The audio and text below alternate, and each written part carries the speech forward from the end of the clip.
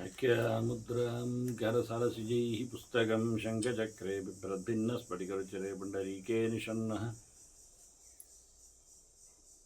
अम्लानश्रैरमृतविशदैरंशभिप्लावयन्मामाविर्भूयादनगमहिमा मानसे वागधीशः नमस्ते प्राणेश प्रणतविभवाय मणिमगाः नमः स्वामिन् रामप्रियतमनमन् गुरुगुण नमस्तुभ्यं भीमप्रबलतमकृष्णेष्ट भगवन्नमः श्रीमन्मध्वप्रदिश सुदृशन्नो जय जय श्रीगुरुभ्यो नमः नारायणं सुरगुरुं जगदेकनाथं भक्तप्रियं सकललोकनमस्कृतं च त्रैगुण्यवर्जितमजं विभुमाद्यमीश वन्दे भवग्रम् अमरासुरसिद्धवन्द्यं नारायणं नमस्कृत्य नरं चैव नरोत्तमं देवीं सरस्वतीं व्यासं ततो जयमुदीरये ವೇದವ್ಯಾಸರ ಮಹಾಭಾರತದ ಚಿಂತಕರಿಗೆ ವಂದನೆಗಳು. ಅನುಶಾಸನ ಪರ್ವದ 75ನೆಯ ಪ್ರವಚನ. ಮುಖ್ಯವಾಗಿ ದಾನ ಧರ್ಮಗಳ ಬಗ್ಗೆ ತೆರೆದು ನಿಂತ ಈ ಪರ್ವ. ಹಾಗಾಗಿ ಇದರ ಬಗ್ಗೆ ಧರ್ಮರಾಜನ ವಿಶೇಷವಾದ ಪ್ರಶ್ನೆ. ನಿಜವಾಗಿ ಮುಖ್ಯವಾಗಿ ವಿಷಯ ಏನಂದರೆ ಕೇಭ್ಯ ದತ್ತಂ ಮಹಾಬಲಂ ಅಂತ. ಯಾರಿಗೆ ಕೊಟ್ಟರೆ ಅಂದರೆ ದಾನ ಮಾಡಿದರೆ ಹೆಚ್ಚು ಪುಣ್ಯ ಬರ್ತದೆ, ದೊಡ್ಡ ಲಾಭ ಆಗ್ತದೆ, ಒಳ್ಳೆಯದೆನಿಸ್ತದೆ ಅಂತ ಕ್ರಮ. ಅದಕ್ಕೆ ಯಾರಿಗೆ ಅಂದಾಗ ಕೀದೃಶಾಹ ಸಾಧವಃ ವಿಪ್ರಾಹ, ಒಳ್ಳೆಯವರು ಯಾರು? ಹಾಗಾದರೆ ಒಳ್ಳೆಯವರಿಗೆ ಕೊಟ್ಟರೆ ಅಂತ ಹೇಳಿ ಬಿಡ್ತೀರಿ ನೀವು. ಅದು ಯಾರು ಒಳ್ಳೆಯವರು ಅಂತ ಹೇಳಬೇಕಲ್ಲ. ಏನು ಒಳ್ಳೆಯದು? ಸಾಧುತನ ಅಂದರೆ ಏನು? ದಯೇತೆ ಸಾಧವ ಸಾಧ್ವಿ ಅಂತ ಹೇಳಿಕೊಂಡು ಕಪಿಲ ದೇವಹೂತಿಗೆ ಬಹಳಷ್ಟು ಚಿಂತನೆಯನ್ನು ಕೊಟ್ಟಿದ್ದ. ಹಾಗಾಗಿ ಇಲ್ಲಿ ಧರ್ಮರಾಜ ಭೀಷ್ಮರಲ್ಲಿ ಕೇಳುತ್ತಾರೆ, ಅದ್ಯಾರು ವಿಪ್ರರು ಅಂತಿದ್ದಾರಲ್ಲ, ವಿಶೇಷವಾಗಿ ಮನೋರಥಗಳನ್ನೆಲ್ಲ ಪೂರಣ ಮಾಡ್ತಾರಲ್ಲ, ಕೇಳಿದವರ ಬಯಕೆಗಳೆಲ್ಲ ಇಷ್ಟಾರ್ಥಗಳೆಲ್ಲ ನೆರವೇರುವಂತೆ ಅವರು ದಾನ ಧರ್ಮದಿಂದ ಅನುಗ್ರಹಿಸ್ತಾರಲ್ಲ, ಹಾಗಾಗಿ ಅಂಥವರು ಸಾಧುಗಳು ಯಾರು? ಅದರಿಂದ ಕೀದೃಶಾನ ಅಂಚ ಭೋಕ್ತವ್ಯಂ, ಯಾರಿಗೆ ಊಟ ಹಾಕಬೇಕು?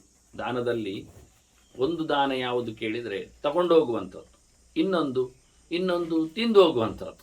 ಎರಡು ಪ್ರಕಾರ ದಾನ ಇರ್ತದೆ. ಹೊಟ್ಟೆಯಲ್ಲಿ ತಗೊಂಡು ಹೋಗುವಂಥದ್ದು ಅದು ಅವ್ಯಕ್ತವಾಗಿರ್ತದೆ, ಕಾಣುವುದಿಲ್ಲ. ಏನು ತಗೊಂಡು ಹೋಗ್ತಾನೆ ಗೊತ್ತೇ ಇಲ್ಲ, ಊಟ ಮಾಡಿದೆ ಅಂತಾನೆ. ಎಂತ ಊಟ ಮಾಡಿದೆ? ಒಂದಿಷ್ಟು ವಿಷಯಗಳನ್ನು ಹೇಳ್ತದೆ, ಎಷ್ಟು ಗೊತ್ತಾಯ್ತೋ ಗೊತ್ತಾಗೋದಿಲ್ಲ, ಅದು ಪದಾರ್ಥಗಳ ಬಗ್ಗೆ ಅರ್ಥ ಆಗುವುದಿಲ್ಲ. ಇನ್ನೊಂದು ಕೈಯಲ್ಲಿ ತಗೊಂಡದನ್ನು ತೋರಿಸಲಿಕ್ಕೆ ಬರ್ತದೆ, ಏನು ಕೊಟ್ಟರು, ಎಷ್ಟಿದೆ, ಏನು ಅಂತ ಹೇಳಿ. ಆದ್ದರಿಂದ ವ್ಯಕ್ತವಾದ ದಾನ ಅವ್ಯಕ್ತವಾದ ದಾನ ಅಂತ. ಅವ್ಯಕ್ತ ಅಂದರೆ ಗುಟ್ಟಿನಲ್ಲಿ ಕೊಟ್ಟದ್ದು ಅಂತಲ್ಲ, ಕೊಟ್ಟದ್ದು ಅವ್ಯಕ್ತವಾಗಿರುತ್ತೆ, ಇನ್ನೊಬ್ಬರಿಗೆ ಗೊತ್ತಾಗೋದಿಲ್ಲ. ಊಟ ಮಾಡಿದ್ದು ಇನ್ನೊಬ್ಬರಿಗೆ ಗೊತ್ತಾಗಲ್ಲ, ಊಟ ಮಾಡಿದ್ರು ಅಂತಷ್ಟೇ.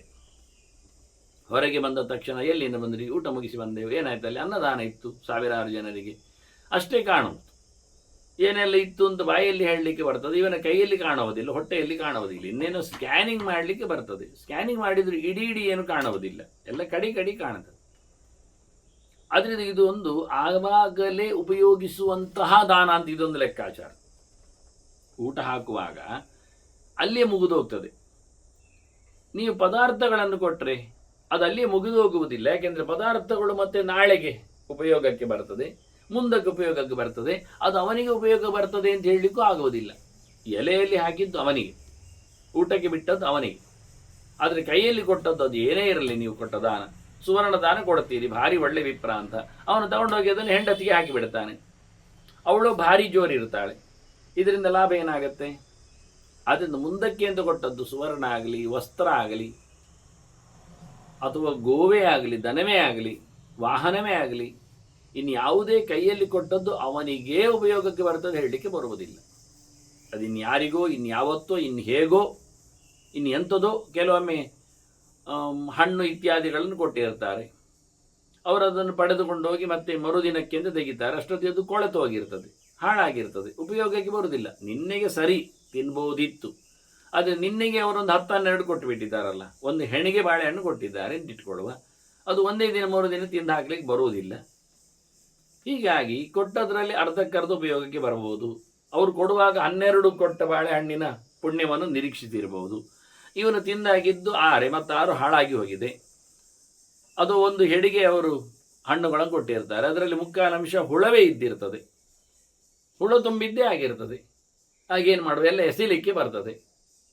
ಇದನ್ನೆಲ್ಲ ಗಮನಿಸಿಕೊಂಡಾಗ ದಾನದ ಧರ್ಮಗಳ ಬಗ್ಗೆ ಎಂಥವರಿಗೆ ಊಟ ಹಾಕಿಸಬೇಕು ಎನ್ನುವ ವಿಷಯದಲ್ಲಿ ಬಹಳಷ್ಟು ದೊಡ್ಡ ಮಟ್ಟಿನ ಚಿಂತನೆಯನ್ನು ಧರ್ಮರಾಜ ಮುಂದಿಟ್ಟಿದ್ದಾನೆ. ಬಹಳ ಸೂಕ್ಷ್ಮವಾಗಿ ಭೀಷ್ಮರು ಪಟ್ಟಿ ಕೊಡ್ತಾರೆ ಒಂದು ದೃಷ್ಟಿಯಿಂದ.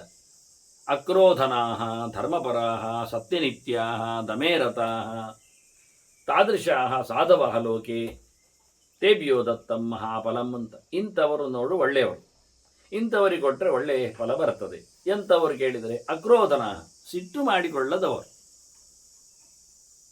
ಸಿಟ್ಟು ಎನ್ನುವುದು ಅದು ರಾಜಸವಾದದ್ದು, ತಾಮಸವಾದದ್ದು. ಅಲ್ಲಿಂದ ಕೆಟ್ಟ ಗುಣಗಳು ಬರ್ತವೆ. ಅದನ್ನ ಸಿಟ್ಟಿಲ್ಲದವರಿಗೆ ಕೊಟ್ಟು ಬಿಡು ಅಂದು ಬಿಡ್ತಾನೆ. ವಾಸ್ತವವಾಗಿ ವಿಷಯ ಹೌದು. ಕೊಡುವಾಗಲಿ ಕೆಲವರಿಗೆ ಸಿಟ್ಟು ಬರ್ತದೆ. ನನಗೆ ಕೊಡೋದು, ಅದು ಅವರಿಗೆ ಕೊಡಬೋದಿತ್ತಲ್ಲ, ಅದು ನಂಗೆ ಕೊಡಬೋದಿತ್ತಲ್ಲ, ಅಲ್ಲಿ ಶುರು. ಇಷ್ಟೇ ಕೊಡೋದಾ, ಇನ್ನು ಜಾಸ್ತಿ ಕೊಡಬೋದಿತ್ತಲ್ಲ, ಅಷ್ಟು ದೂರದಿಂದ ಬಂದಿದ್ದೇವೆ, ಶುರು ಮಾಡಿ. ಆದ್ದರಿಂದ ಮೊದಲಿಗೆ ಮನುಷ್ಯ ಕಾಮ ಆಗಿರ್ಲಿಕ್ಕೆ ಕಲಿಬೇಕು, ಶಾಂತತೆಯನ್ನು ಕಾಪಾಡಬೇಕು. ಅಂಥವನಿದ್ರೆ ಒಳ್ಳೆ ಬ್ರಾಹ್ಮಣವನಿಗೆ ಏನು ಕೊಟ್ಟರು ನಡೀತದೆ. ನೆಲ ಕೊಡಿ, ಹಣ್ಣು ಕೊಡಿ, ಊಟ ಕೊಡಿ, ಬಟ್ಟೆ ಕೊಡಿ, ಎಂತ ಕೊಟ್ಟರು ಸಹ ಪ್ರಶಾಂತನಾಗಿರಬೇಕು. ಎರಡನೇದ್ದು ಹೇಳ್ತಾನೆ, ಅಕ್ರೋಧನಾದ ಧರ್ಮಪರಾಹ. ಅವನು ಮುಂದಕ್ಕದನ್ನು ಉಪಯೋಗಿಸಿಕೊಳ್ಳುವಲ್ಲಿ ಧರ್ಮಾತ್ಮನೋ ಧರ್ಮನಿಷ್ಠನೋ, ಅಧರ್ಮ ಮಾಡುವವರಿಗೆ ಬೇಡ, ಧರ್ಮವೇ ಪರ ಆಗಬೇಕು ಅವನಿಗೆ. ಅಂದರೆ ಉತ್ತಮವಾದ ಧರ್ಮವನ್ನು ನಡೆಸಿಕೊಡಬೇಕು. ಧರ್ಮ ಯಾರಿದ್ದಾನೆ, ಧರ್ಮೋ ಧರ್ಮವಿದುತ್ತಮ ಅಂತ ಧಾರಣೆ ಮಾಡಿಕೊಂಡವ ಭಗವಂತ ಧರ್ಮ, ಅವನ ಪರಾಗಿರಬೇಕು. ದೇವರ ಹತ್ತಿರದಲ್ಲಿ ಬರುವವನು, ದೇವರ ಸೇವೆಯನ್ನು ಮಾಡುವವನು, ಅದೇ ಪರಮೋಚ್ಚವಾದಂತಹ ತನ್ನ ಕತೆ ಅಂತ ಹೇಳಿಕೊಳ್ಳುವವನಾಗಬೇಕು. ತಾನು ಉದ್ಧಾರನಾಗುವುದಷ್ಟೇ ಅಲ್ಲದೆ ಇತರರನ್ನು ಉದ್ಧಾರ ಮಾಡುವಂತಹ ತನ್ನ ಕೆಲಸಗಳು ಕರ್ಮಗಳಿದ್ದಲ್ಲಿ ಅಂಥವರಿಗೆ ಕೊಡುವುದರಲ್ಲಿ ಲೇಸು ಇದೆ ಅಂತ ಬಹಳ ದೊಡ್ಡವಾದ ಒಂದು ಶಬ್ದ ಧರ್ಮಪರತೆ ಎನ್ನುವುದು. ಮುಂದೊಂದು ಹೇಳ್ತಾನೆ ಸತ್ಯನಿತ್ಯ ಅಂತ. ಯಾವಾಗಲೂ ಸತ್ಯವಂತನಾಗಬೇಕು. ಸುಳ್ಳು ಹೇಳುವವರಿಗೆ ಕೊಡಬೇಡ. ಯಾಕೆಂದ್ರೆ ಅವರು ಕೊಟ್ಟದ್ದು ಕೊಡಲಿಲ್ಲ ಅಂತ ಸುಳ್ಳು ಹೇಳಿಬಿಡ್ತಾರೆ ನಾಳೆ, ಅದು ಕಷ್ಟವೇ. 10 ಕೊಟ್ಟರೆ ಒಂದೇ ಕೊಟ್ಟದ್ದು ಹೇಳ್ತಾರೆ, ಅದು ಇನ್ನೊಂದು ಸುಳ್ಳವರದ್ದು. ಮತ್ತೆ ಕೊಟ್ಟಿದ್ದಾರೆ ಮಾರಿ, ಎಲ್ಲ ಹಾಳೆ ಆಗಿದೆ ಅಂತ ಮತ್ತಷ್ಟು ಹೇಸಿಗೆ ಹೇಳ್ತಾರಲ್ಲ, ಅವರದ್ದು ಯಾರು ತಗೊಳ್ಬೇಡಿ ಹೇಳ್ತಾರೆ. ಇವನು ಓಡ್ತಾನೆ ಅಂತ ತಗೊಳ್ಬೇಡಿ ಅಂತ ಉಳಿದವರಿಗೆ ಹೇಳಿ, ಯಾರು ಬರುವುದಿಲ್ಲ ಅಂತ ಮಾಡಿ ತಾನೇ ಹೋಗಿ ತಗೊಳ್ಳಿಕ್ಕೆ. ಇಂತಹ ಅವ್ಯವಸ್ಥೆಗಳಿಗೆ, ಸುಳ್ಳುಗಾರರಿಗೆ ಯಾವತ್ತೂ ಏನನ್ನು ಕೊಡಬೇಡ. ಮತ್ತು ಸತ್ಯ ಅಂದರೆ ವೇದ ಅಂತ ಅರ್ಥ ಇಲ್ವಾ? ನಿರಂತರವಾದ ಅಧ್ಯಯನಶೀಲನಿಗೆ, ವೇದವನ್ನು ಹಿಡಿದವನಿಗೆ ಕೊಡು. ಮತ್ತು ಸತ್ಯ ಅಂದರೆ ಭಗವಂತನಲ್ವಾ? ಸತ್ಯೇ ಚ ಧರ್ಮೇ ಚ ರಥಃ ಸದೈವ ಅಂತ ಪ್ರಾಣನಿಗೆ ಸತ್ಯರಥ ಧರ್ಮರಥ ಅಂತ ಹೆಸರು. ಇದನ್ನಲ್ಲಿ ಹೇಳಿದ್ದ ಇಲ್ಲಿ. ಅದರಿಂದ ದೇವರಲ್ಲಿ ರಥನಾದವ ಪ್ರಾಣ.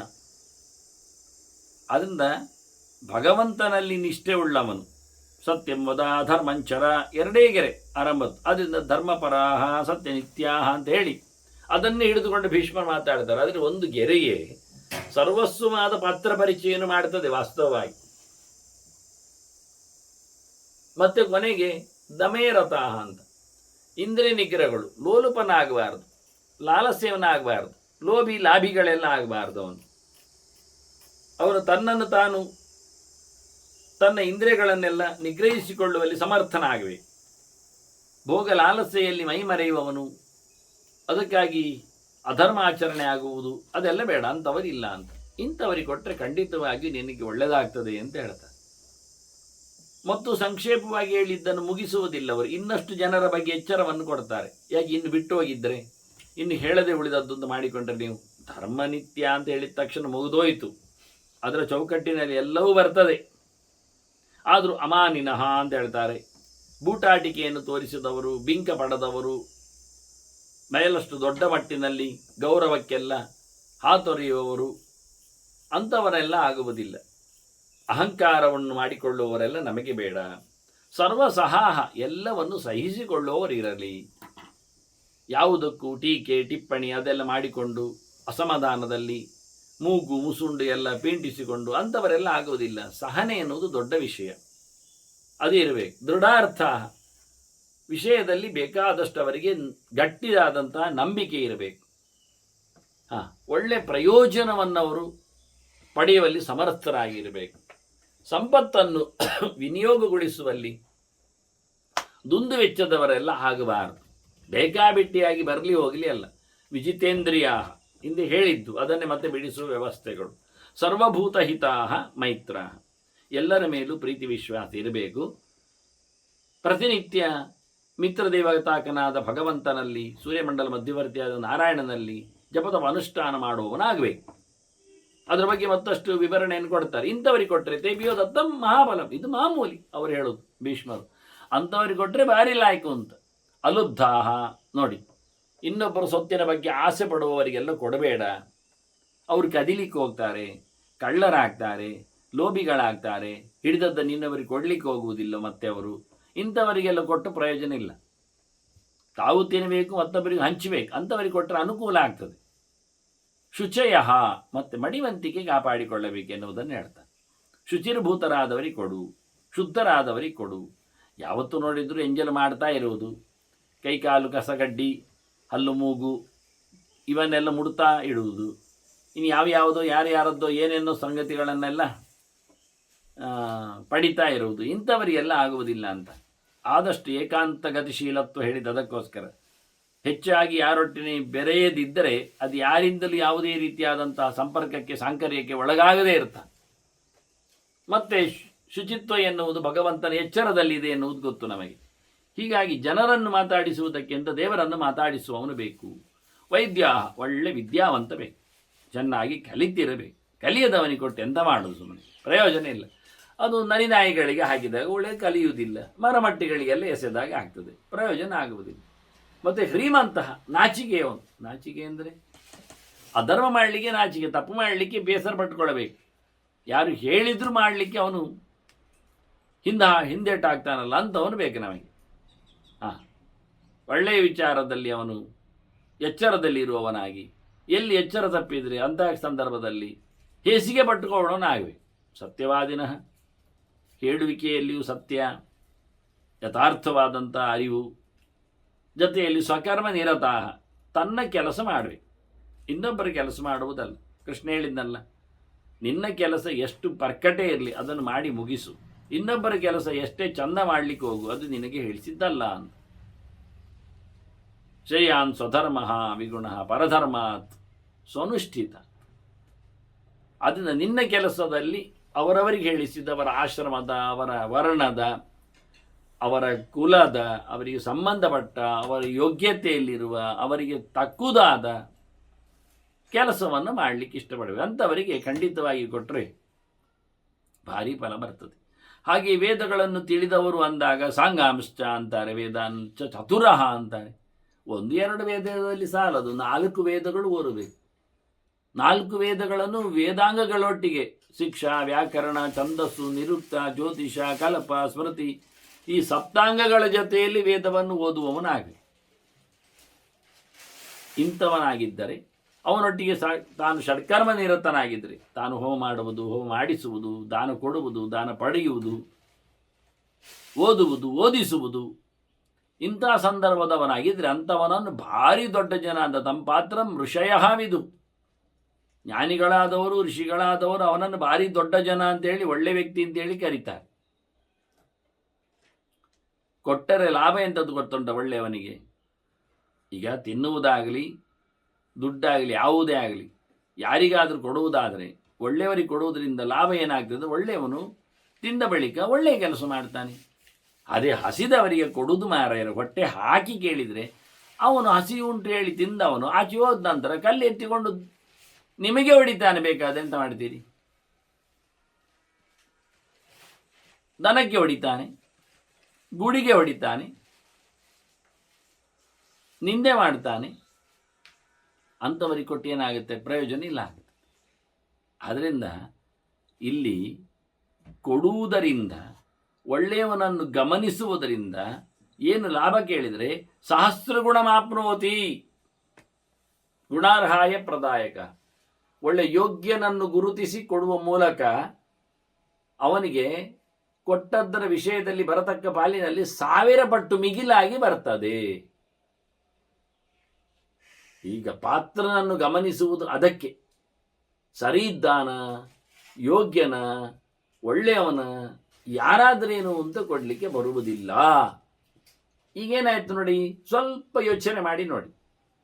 ಯಾರೋ ಏನೋ ಹೇಗೋ ಎಂಥದೋ ಹೇಳಿಕೊಂಡವನಿಗೆ ಹಾಕುವುದಕ್ಕಿಂತ ಯಾರು ಏನು ಎಂಥದ್ದು ಅಂತ ಚೆನ್ನಾಗಿ ತಿಳಿದುಕೊಂಡವನಿಗೆ ಕೊಟ್ಟು ಬಿಟ್ಟರೆ ಇವನಿಗೆ 1000 ಜನರಿಗೆ ಕೊಟ್ಟ ಪುಣ್ಯ ಬರ್ತದೆ.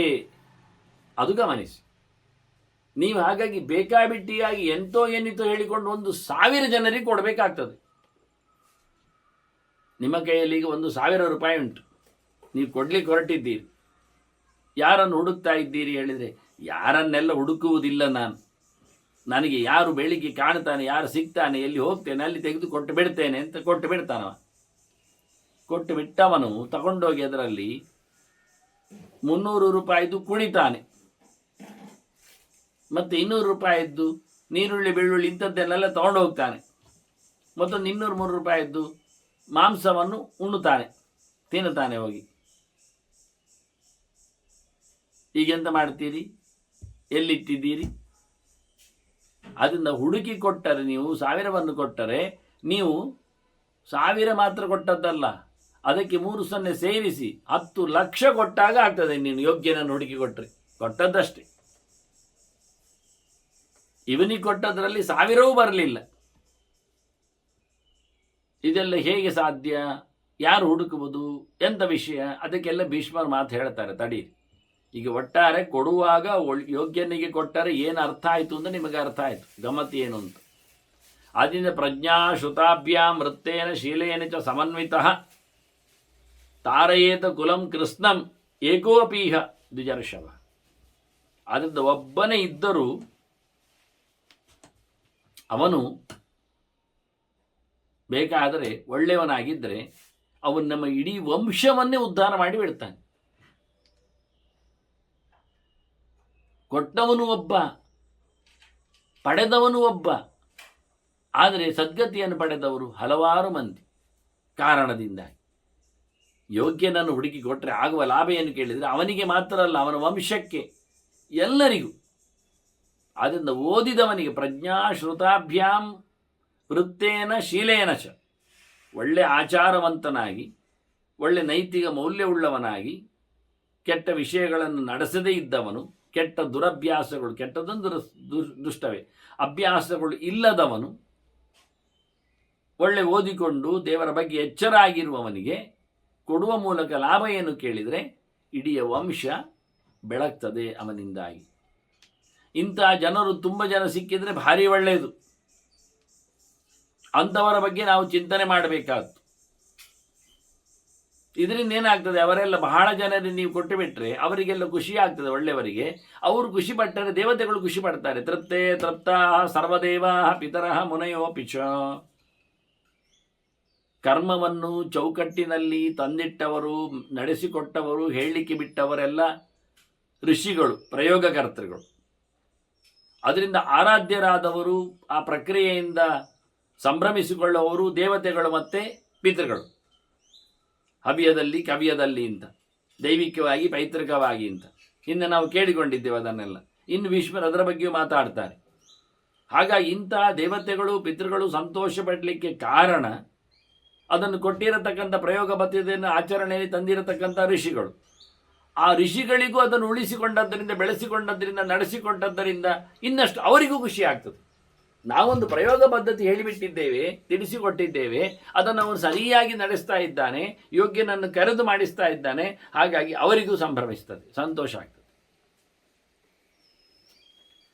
ಹೀಗೆ ಆರಾಧ್ಯರು ಮತ್ತು ಆರಾಧನೆಗೆ ಹೇಳಿರತಕ್ಕಂಥ ಗೆರವುಳ್ಳವರು, ಅದನ್ನು ನೋಡಿ ತಿಳಿದು ಮಾಡುವವರು, ಅದಕ್ಕೆ ಸಂಬಂಧಪಟ್ಟವರು, ಇವರೆಲ್ಲರೂ ಸಹ ಪೂರ್ಣ ಪ್ರಮಾಣದಲ್ಲಿ ಸಂತೋಷವನ್ನು ಪಡಿತಾರೆ, ಉತ್ತಮವಾದ ಸ್ವರ್ಗಾದಿ ಸುಖವನ್ನು ಪಡಿತಾರೆ.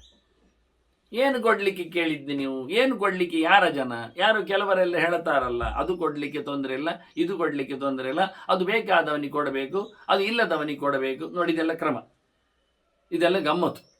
ಬಟ್ಟೆ ಇಲ್ಲದವನಿಗೆ ಬಟ್ಟೆ ಕೊಡಿ, ಅದೊಂದು ಉಂಟ ಲೋಕದಲ್ಲಿ. ಬಟ್ಟೆ ಇಲ್ಲದವನೊಂದು ಉಂಟ? ಎಂತಾದ್ರೂ ಒಂದು ಹಾಕೊಂಡು ಹೋಗ್ತಾನವ, ಇಲ್ಲಾದರೂ ಕಷ್ಟ ಆಗುವುದಾಗಿ. ದನ ಇಲ್ಲದವನಿಗೆ ದನ ಕೊಡಿ, ಅದಾದರೆ ಸರಿ, ಹುಡಿಕೊಂಡು ಹೋಗ್ಬೋದು, ದನ ಇಲ್ಲದವನ ನೋಡ್ಬೋದು. ಆದರೆ ದನ ಇಲ್ಲದ್ದು ಯಾಕೆ ಗೊತ್ತುಂಟು ಅವನಿಗೆ?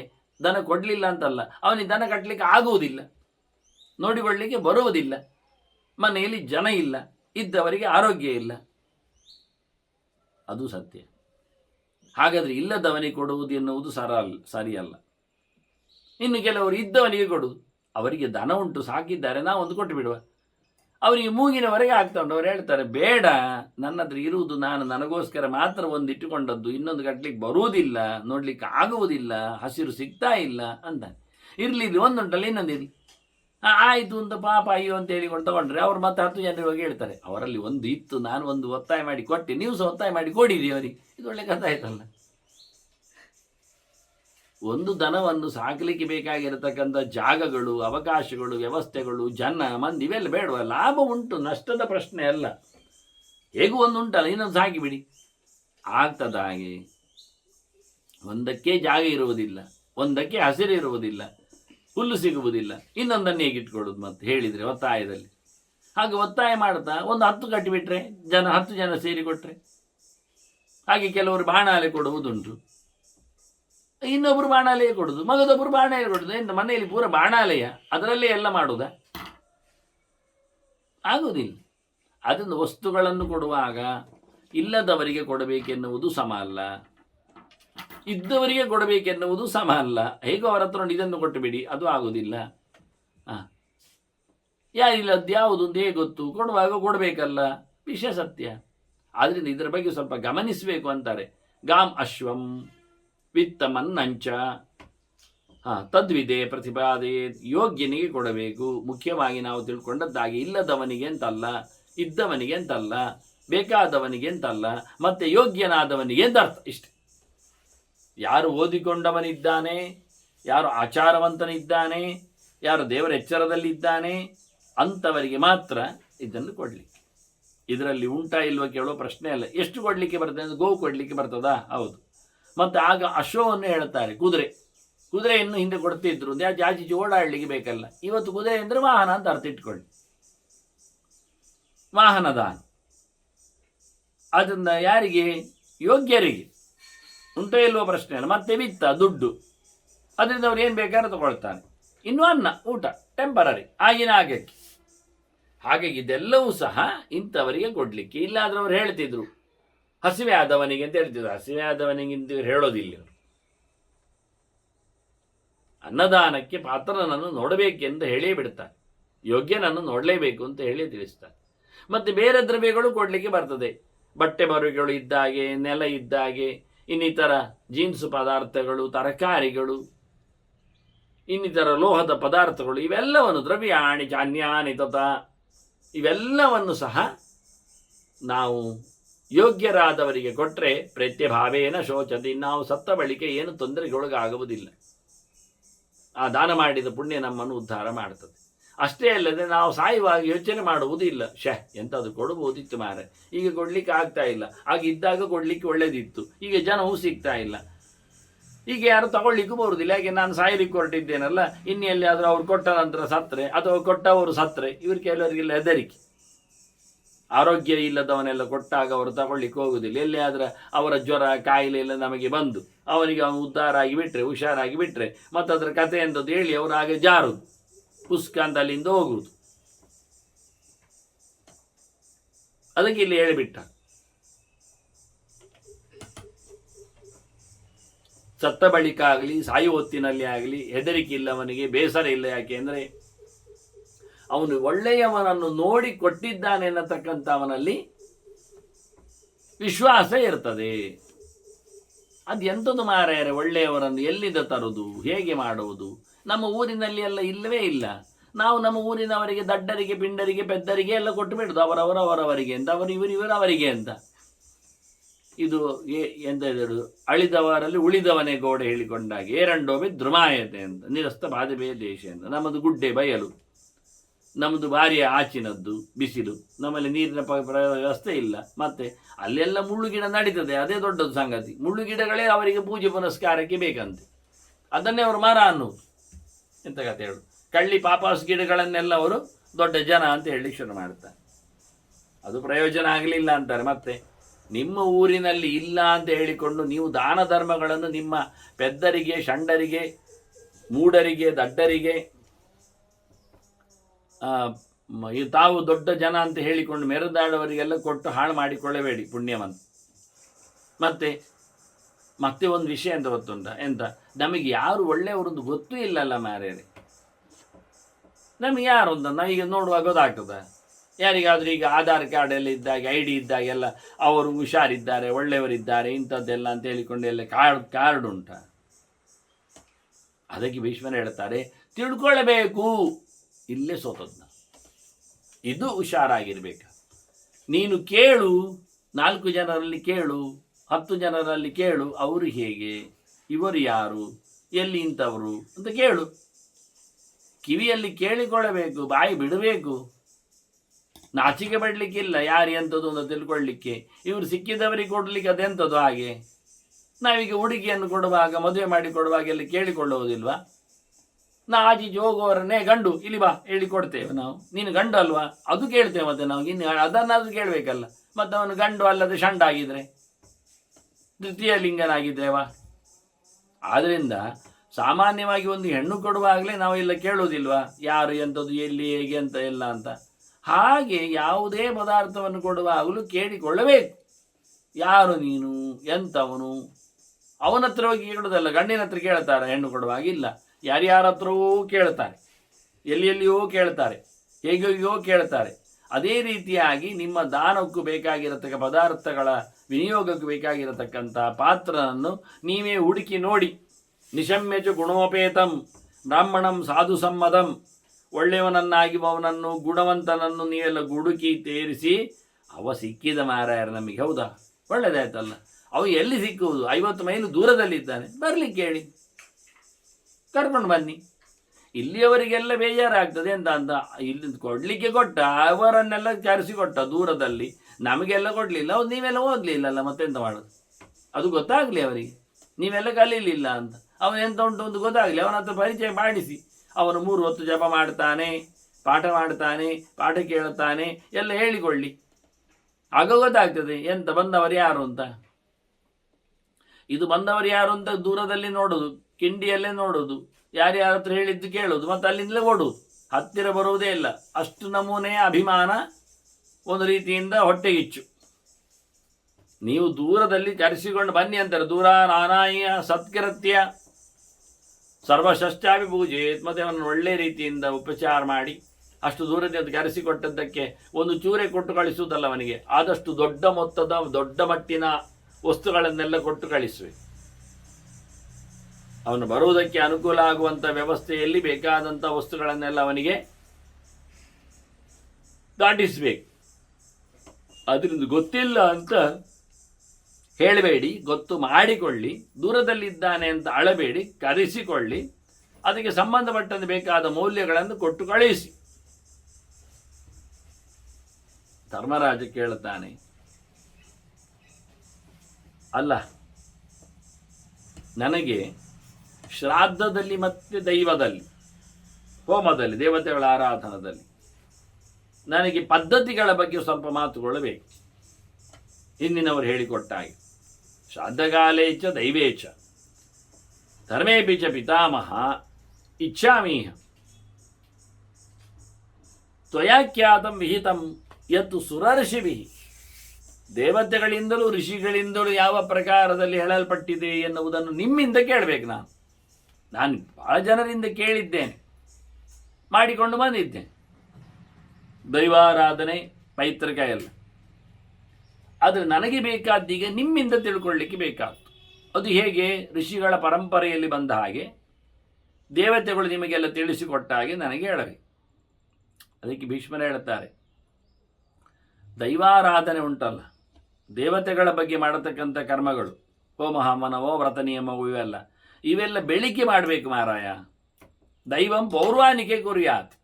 ಯಾಕೆಂದ್ರೆ ಅದು ಉಪವಾಸದಲ್ಲಿ ಮಾಡಲಿಕ್ಕಲ್ವಾ, ತಿನ್ನದೆ ಮಾಡಲಿಕ್ಕಲ್ವಾ, ಮಧ್ಯಾಹ್ನ ಊಟ ಆಗ್ತದಲ್ಲ, ಅದಕ್ಕಿಂತ ಮೊದಲು ಮುಗಿಬೇಕಲ್ಲ. ಆದ್ದರಿಂದ ಅವರದ್ದೆಲ್ಲ ಕರ್ಮಾಂಗಗಳೆಲ್ಲ ಇದ್ದರೆ ಬೆಳಿಗ್ಗೆ ಮಾಡು ಅಂತಾನೆ. ಮತ್ತೆ ಪಿತೃಗಳ ಸಮಾರಾಧನೆ ಅದು ಸಂಜೆಗೆ ಮಾಡಲಿಕ್ಕೆ ಅಂತಾನೆ. ಮತ್ತೆ ಮಾಡುವಂಥದ್ದು, ಎರಡನೇ ಮಾಡುವಂಥದ್ದು ಅದು ದೈವಿಕವಾದ. ಅಪರಾಹ್ನೇತು ಪೈತೃಕಂ. ಮೊದಲನೇದು ದೈವಿಕ, AM PM ಇದ್ದ ಹಾಗೆ. ಬೆಳಗಿನ ಹೊತ್ತು ಮಧ್ಯಾಹ್ನದ ಮೊದಲು, ಮಧ್ಯಾಹ್ನದ ನಂತರ, ಮಧ್ಯಾಹ್ನದ ನಂತರ ಅಪರಾಹ್ನ ಎನ್ನುವುದು ಪೈತೃಕ. ನಾವೀಗ ಎಂತ ಮಾಡಿದ್ದೇವೆ ಗೊತ್ತುಂಟ? ನಮ್ಮದು ಯಾವತ್ತು ಹಾಗೆ. ಭೀಷ್ಮರಲ್ಲಿ ನಾವೆಲ್ಲಿ ಕೇಳುತ್ತೇವೆ? ಭೀಷ್ಮರು ಋಷಿಗಳು ಹೇಳಿದ್ದು ಕೇಳಿದ್ದು, ನಾವು ಋಷಿಗಳು ಹೇಳಿದ್ದು ಮೊದಲೇ ಕೇಳೋದಿಲ್ಲ. ನಮ್ದೆಂಥದ್ದು ಕೇಳಿದರೆ ದೈವಿಕ ಆರಾಧನೆ ಸಂಜೆ ಆಗ್ತದೆ, ಏನು ಗದ್ದಲ, ಏನು ಗೌಜಿ ಅಲ್ಲ, ದೇವತೆಗಳ ಪೂಜೆ ಪುನಸ್ಕಾರಗಳು ಅಂತ ಎಲ್ಲ ಪ್ರಕಾರದಲ್ಲಿ.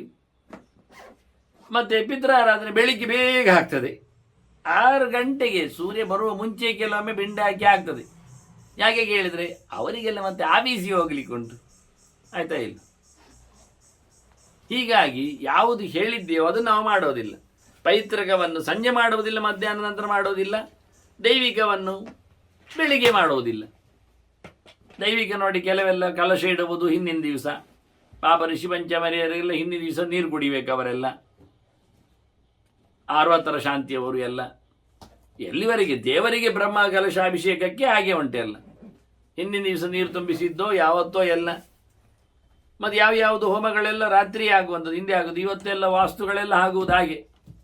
ವಾಸ್ತು ಪುರುಷನಿಗೆ ಹಗಲಿಗೆ ಆಗಬೇಕಾದ್ದು ವಿಶೇಷವಾದಂಥ ಸೇವೆ ಪುನಸ್ಕಾರಗಳು. ಬಲಿದಾನ ಒಂದೇ ರಾತ್ರಿ ಇದ್ದದ್ದು, ಈಗ ಎಲ್ಲವೂ ರಾತ್ರಿಗೆ ಆಗಿ ಹೋಗಿದೆ. ದೀಕ್ಷೆಯು, ಮಂತ್ರ ದೀಕ್ಷೆಯು ರಾತ್ರಿ ಆಗಿಬಿಟ್ಟಿದೆ. ಸನ್ಯಾಸ ರಾತ್ರಿ ಆಗುತ್ತೆ. ಸೂರ್ಯೋದಯಕ್ಕಿಂತ ಮೊದಲೇ ಎಲ್ಲ ಕೆಲಸಗಳು ಮುಗಿದು ಹೋಗ್ತವೆ. ಹೀಗಾಗಿ ಕತ್ತಲಲ್ಲಿ ಮಾಡುವಂಥದ್ದು ರಾಕ್ಷಸರ ಕೆಲಸ, ಬೆಳಕಿನಲ್ಲಿ ಮಾಡುವಂಥದ್ದು ದೇವತೆಗಳ ಕೆಲಸ. ಇವನ್ನು ಕೆಲಸವನ್ನು ಚಿಂತನೆಯಲ್ಲಿ ಕೊಟ್ಟು ಇದಕ್ಕೆಲ್ಲ ಮಾಡುವಾಗ ಒಳ್ಳೆದಿರಬೇಕು ಅಂತಾರೆ. ಮಂಗಳಾಚಾರ ಸಂಪನ್ನ ಕೃತಶೌಚ ಪ್ರಯತ್ನವಾನ್. ಒಳ್ಳೆ ಪ್ರಯತ್ನಶೀಲನಾಗಬೇಕು, ಒಳ್ಳೆ ಕೆಲಸ ಮಾಡಬೇಕು, ದುಡಿಬೇಕು, ಸುಮ್ಮನೆ ಇರುವುದಲ್ಲ. ಮಾಡಿಕೊಳ್ಳುವಾಗ ಎಲ್ಲ ಯಾರೋ ಮಾಡ್ತಾರೆ ಅಂತೇಳಿ ಮಾಡಿಬಿಡುವುದಲ್ಲ.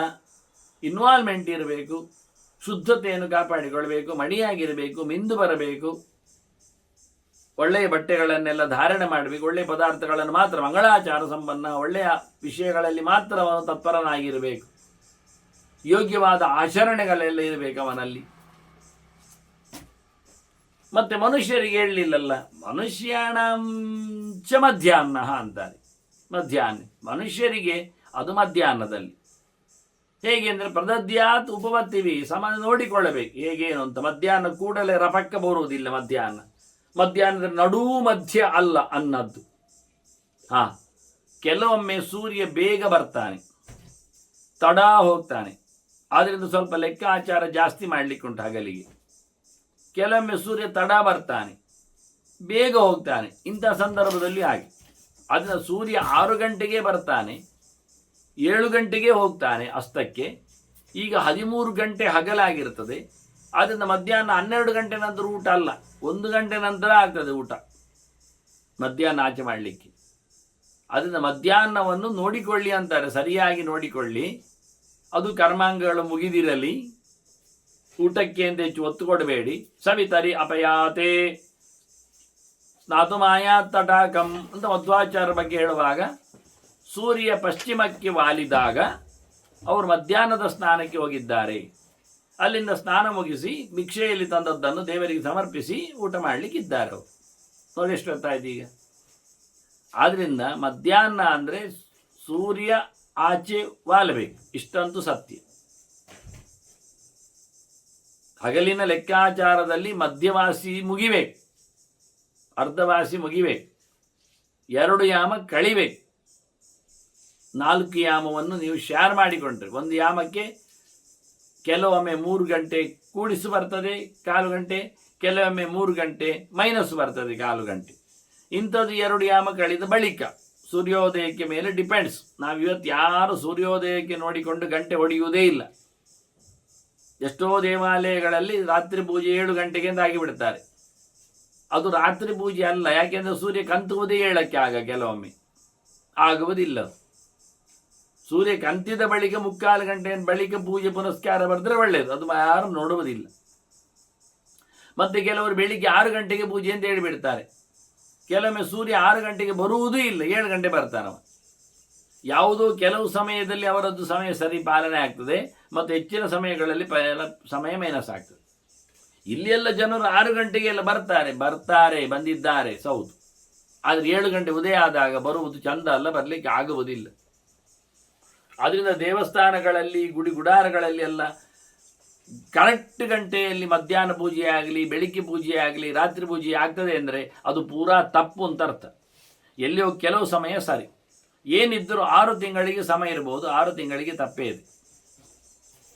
ಸೂರ್ಯೋದಯಕ್ಕೆ ಮುಂಚೆ ಯಾವುದೇ ಪ್ರಕಾರದಲ್ಲಿ ಪೂಜೆ ಪುನಸ್ಕಾರಗಳು ನಡೀಲಿಕ್ಕೆ ಆಗುವುದಿಲ್ಲ. ದೇವರ ನಿರ್ಮಾಲ್ಯವೊಂದು ತೆಗೆದಿರಲಿಕ್ಕೆ ಉಂಟು ಸೂರ್ಯೋದಯಕ್ಕಿಂತ ಮೊದಲು. ಇಷ್ಟೇ ವಿಷಯ. ನಿರ್ಮಾಲ್ಯ ತೆಗೆದು ನಿರ್ಮಾಲ್ಯ ತೀರ್ಥ ನಮಗೆ ಸೂರ್ಯೋದಯಕ್ಕಿಂತ ಮೊದಲು ಪ್ರಾಶನಕ್ಕೆ ಬರಬೇಕು. ಮತ್ತು ಅರ್ಘ್ಯಾದಿಗಳೆಲ್ಲ ಸೂರ್ಯೋದಯಕ್ಕಿಂತ ಮೊದಲಾಗಬೇಕು. ಮತ್ತು ಗಾಯತ್ರಿ ಉಪಸ್ಥಾನವು, ಗಾಯತ್ರಿ ಜಪವು ಸೂರ್ಯೋದಯಕ್ಕಿಂತ ಮೊದಲು ಆಗಿರಬೇಕು ಆರಂಭದಲ್ಲಿ, ಅಷ್ಟೇ. ಆರಂಭಕ್ಕೆ ಮತ್ತು ಏನಿದ್ರು ಸೂರ್ಯೋದಯದ ನಂತರ ದೇವರಿಗೆ ಅಭಿಷೇಕ ಆಗಲಿ, ಪಂಚಾಮೃತ ಆಗಲಿ, ಇನ್ನು ಯಾವುದೇ ಪದಾರ್ಥಗಳ ಪೂಜೆ ಆಗಲಿ, ತುಳಸಿ ಪೂಜೆ ಆಗಲಿ, ಗೋಪೂಜೆ ಆಗಲಿ, ಯಾವುದಿದ್ದರೂ ಸೂರ್ಯೋದಯದ ಬಳಿಕ ಅವರಿಗೆ ಪೂಜೆ ಪುನಸ್ಕಾರ ದಿನದ ಲೆಕ್ಕಾಚಾರಕ್ಕೆ ಸಿಗುವುದು, ಸಮರ್ಪಣೆ ಆಗುವುದು, ತಿನ್ನುವುದು. ಯೋಚನೆ ಮಾಡಬೇಕಾದ ವಿಷಯ. ಉಳಿದ ಪ್ರತೀಕಗಳು ಬಿಡಿ, ದೇವರ ಪ್ರತೀಕ, ಉಳಿದ ಪ್ರತೀಕಗಳೆಲ್ಲವೂ ಹಾಗೆ. ಇವತ್ತು ಏನಿಲ್ಲದಿದ್ರೂ ಬೆಳಿಗ್ಗೆ ಬೇಗ ಅಂತ ಹೇಳಿಕೊಂಡು ಸೂರ್ಯೋದಯಕ್ಕೆ ಮುಂಚೆ ಎಲ್ಲ ಮಾಡಿಕೊಂಡು ಪೂರ ತಪ್ಪಾಗ್ತದೆ. ಅಲ್ಲಿಂದ ಒಂದರಿಂದ ಎಲ್ಲವೂ ತಪ್ಪಾಗ್ತದೆ. ಅದು ಉಪಪತ್ತಿವಿಹಿ ಪ್ರದದ್ಯ ಅಂತ ಹೇಳ್ತಾನೆ. ಸರಿ ಕಂಡಾಬಟ್ಟೆ ನೋಡಿಕೊಂಡು ಲೆಕ್ಕಾಚಾರ ಮಾಡಿ ಮನುಷ್ಯರಿಗೆ ಮಧ್ಯಾಹ್ನದ ವ್ಯವಸ್ಥೆಯನ್ನು ನಡೆಸಿಕೊಡ್ಲಿಕ್ಕೆ. ಅಲ್ಲ, ಅದು ನೀವು ಅದೆಲ್ಲ ಎಂತ ಮಾಡುವುದು ಮುಖ್ಯ ಅಂತೇಳಿ ಗಂಟೆಗಳಿಗೆ ಎಲ್ಲ ಮಾತಾಡಬೇಡಿ. ಭೀಷ್ಮರು ಹೇಳ್ತಾರೆ, ಹಾಗಾದ್ರೆ ನೀವು ಮಾಡಿದ್ದು ಪುಸ್ಸ ಆಯ್ತು ಅಂತ. ಕಾಲಹೀನಂತು ಯದ್ದಾನಂ ತಂಭಾಗಂ ರಾಕ್ಷಸಾಂಬಿದು. ಮುಗೀತಾ? ಸಮಯ ತಪ್ಪಿ ಮಾಡ್ತೀರಾ? ನಾನು ಹೇಳಿದ್ದರ ಗಂಟೆಗಳಿಗೆ ಬಗ್ಗೆ ಸೂರ್ಯನಲ್ಲಿ ಇಟ್ಟುಕೊಂಡು ಲೆಕ್ಕಾಚಾರ ಮಾಡೋದಿಲ್ಲ. ಹಾಗಾದರೆ ನೀವು ಕೊಟ್ಟದ್ದು ಮಾಡಿದ್ದು ಎಲ್ಲ ರಾಕ್ಷಸರಿಗೆ ಎಂದು ತಿಳ್ಕೊಳ್ಳಿ. ಹೋಗಿ ಕಾಲಕ್ಕೆ ಇಂಪಾರ್ಟೆನ್ಸ್ ಕೊಡೋದಿಲ್ಲ ಆದರೆ, ಕಾಲಚಕ್ರಕ್ಕೆ ಲೆಕ್ಕಾಚಾರಕ್ಕೆ ಬರುವುದಿಲ್ಲ ನೀವಾದರೆ, ನೀವು ಖಂಡಿತವಾಗಿಯೂ ರಾಕ್ಷಸರಿಗೆ ಕೊಟ್ಟದ್ದು ಅಂತ ತಿಳ್ಕೊಂಡು ಹೋಗಿಬಿಡಿ ಅಂತ.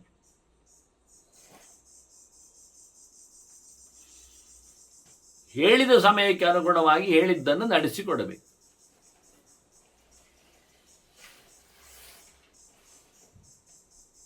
ಅಲ್ಲದೆ ಹೋದಲ್ಲಿ ಅದು ರಾಕ್ಷಸರ ಪಾಲಾಗ್ತದೆ.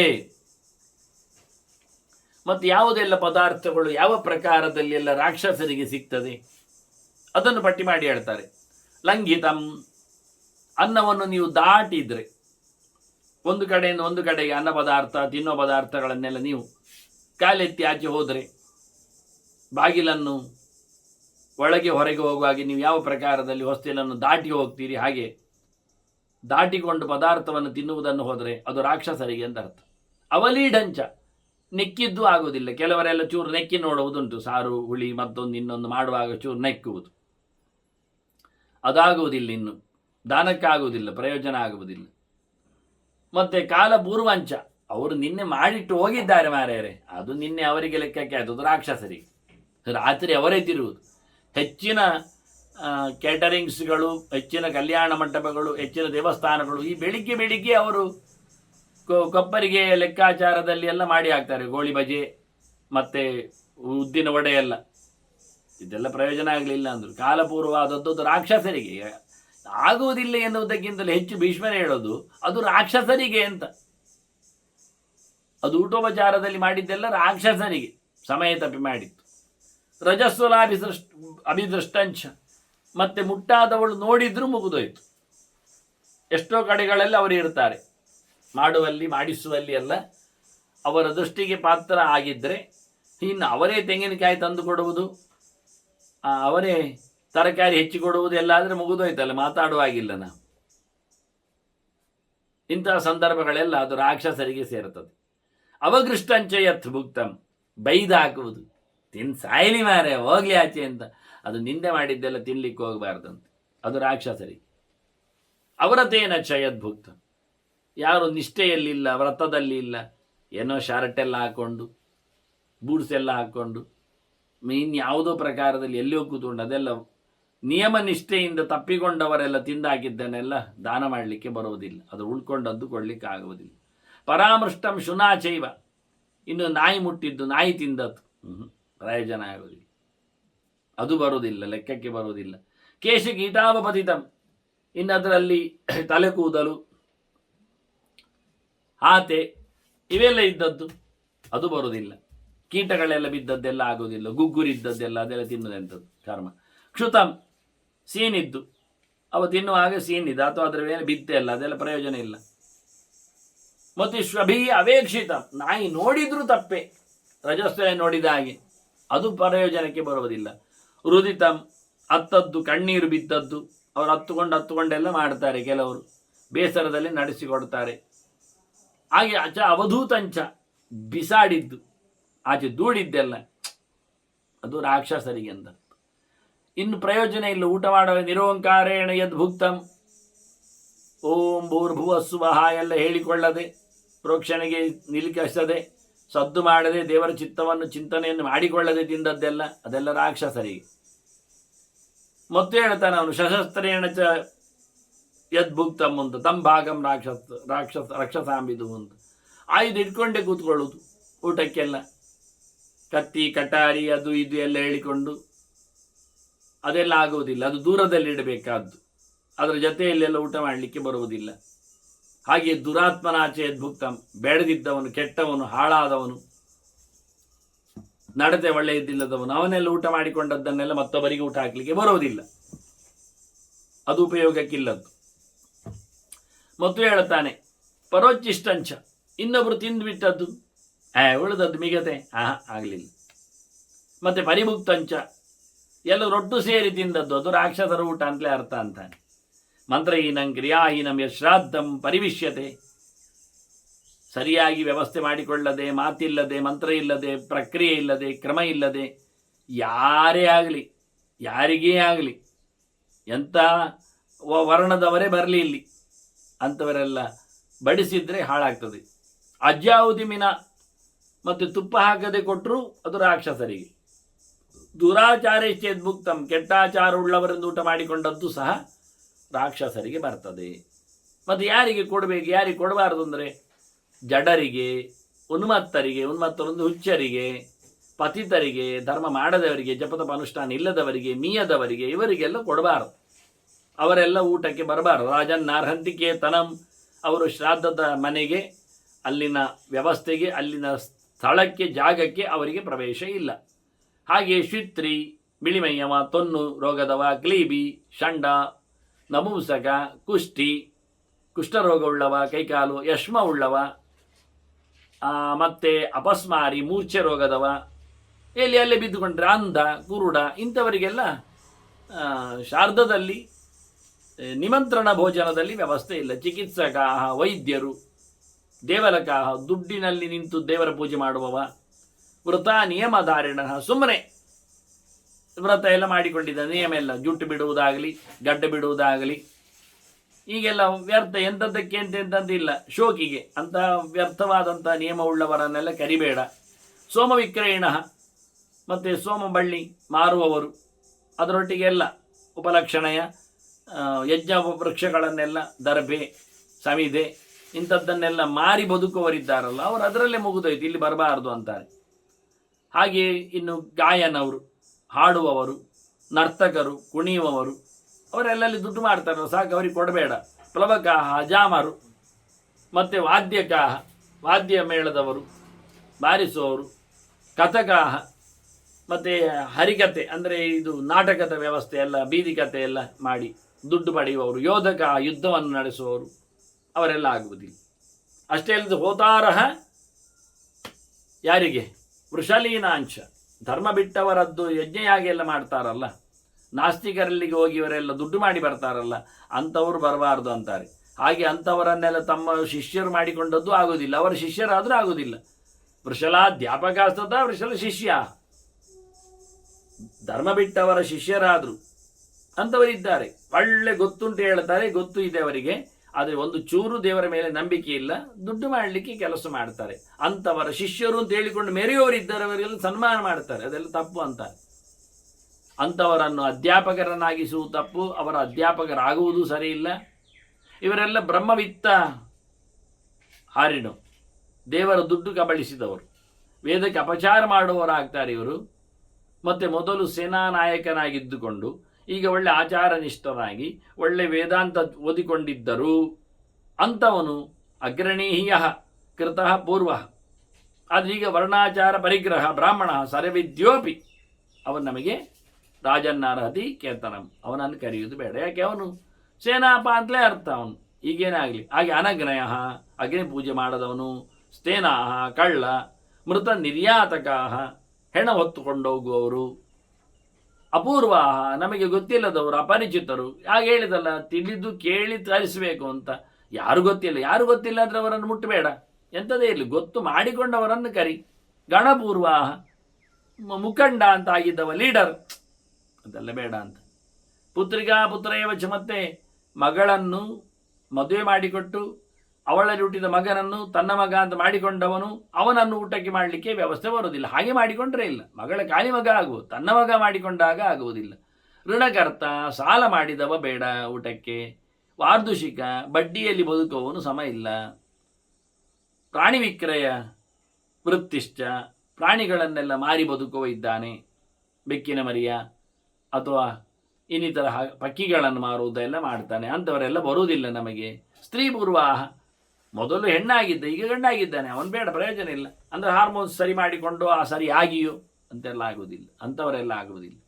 ಮತ್ತು ಕಾಂಡಪೃಷ್ಟಾಶ್ಚ, ಬಾಣ ಬತ್ತಳಿಗೆ ಬೆನ್ನಲ್ಲಿ ಕಟ್ಟಿಕೊಳ್ಳುವವರೆಲ್ಲ ಬೇಡ.